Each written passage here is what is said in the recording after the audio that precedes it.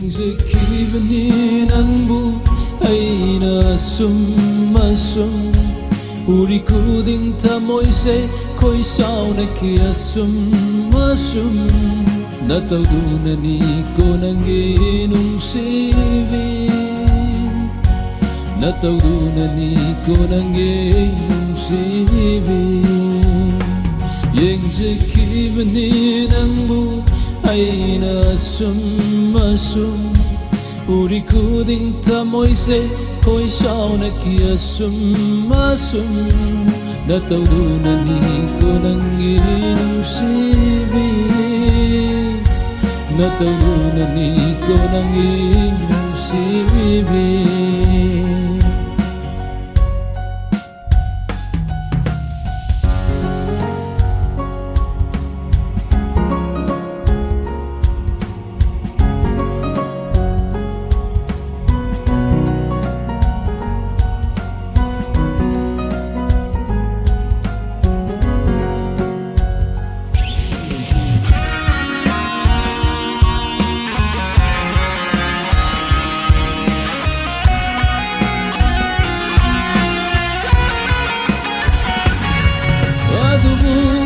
Yenzekinumit kuding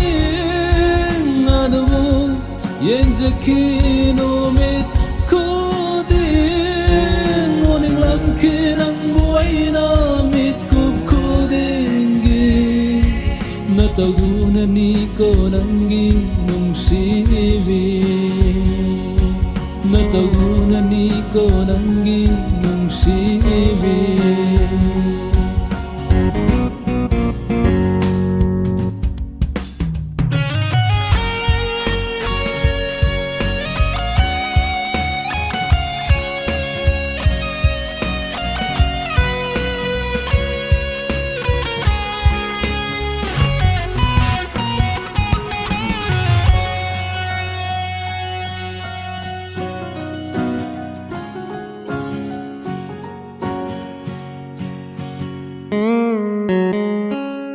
Asum na nung matang uhaw darbada Asum na nung matang uhaw darbada Fauraki ay gita mo'y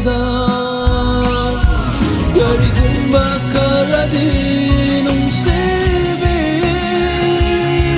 Kang laki fauraki ba nung sibani Faurat ibadong sibani